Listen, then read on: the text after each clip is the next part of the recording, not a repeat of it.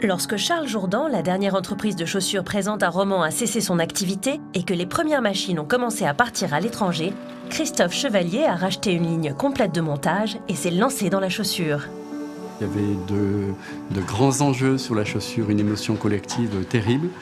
Et en 2010, on a pensé que c'était vraiment notre devoir de tenter quelque chose dans la chaussure. Donc on a monté un atelier et puis il a fallu énormément investir dans la formation des personnes. 4 ans plus tard, l'atelier produit près de 4500 chaussures par an et sous-traite pour des grandes marques de la chaussure, des petits créateurs et a même lancé sa propre marque, Made in Romans. C'est que des chaussures de notre marque. Nous, on a la chance de travailler avec le dernier tanneur de la ville qui ne travaille quasiment que pour la maroquinerie et il nous donne accès à ces cuirs d'exception. La chaussure, pour nous, c'est une vraie aventure. Dans le sillage de Christophe Chevalier, 8 autres ateliers se sont ouverts et ont pour particularité de collaborer pour mutualiser leurs compétences. On se voit au moins une fois par mois, on travaille ensemble, on fait des achats en commun. C'est peut-être la plus grande satisfaction qu'on a finalement, ce travail collectif sur la chaussure.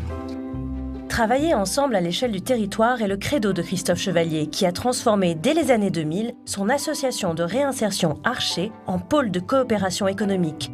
L'objectif, agréger de petites entreprises pour recréer une dynamique d'emploi dans un bassin drômois dévasté par la désindustrialisation.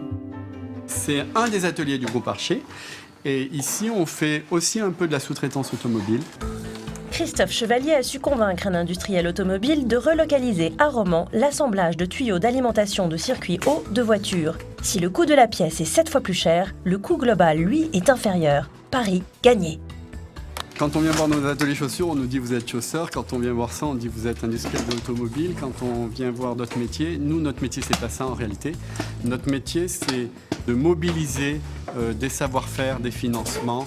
On est des gestionnaires d'hommes et d'entreprises et de moyens sur ce territoire. Le groupe Archer déclare aujourd'hui 340 équivalents temps plein et salarie chaque année près de 1200 personnes. On est capable de faire beaucoup de choses. Donc on peut pas laisser partir sans arrêt les métiers comme ça partout dans le monde. La loi ESS offre enfin au groupe Archer et ses 101 actionnaires une reconnaissance officielle et juridique. Et on s'est aperçu que ce qui était extraordinaire dans la loi pour les pôles territoriaux de coopération économique qui n'ont pas attendu la loi pour se créer, c'est que ça donne un coup d'accélérateur à tous les niveaux, au niveau de l'administration, au niveau des médias, au niveau des corporations professionnelles. La loi nous aide un peu à faire système. Le pôle économique Archer vient de recevoir la labellisation de la BPI et de la Caisse des dépôts, ce qui lui ouvre un champ d'action encore plus vaste. Pour nous, la coopération économique, c'est aussi un devoir. Ce n'est pas simplement un droit que nous donne la loi, c'est-à-dire qu'on se doit de se mobiliser quand on est dans l'administration, quand on est chef d'entreprise, quand on est citoyen. Je crois que les PTCE et cette loi, c'est un appel à une nouvelle manière de travailler, à une manière faite à la fois de coopération, mais de responsabilité face à l'autre.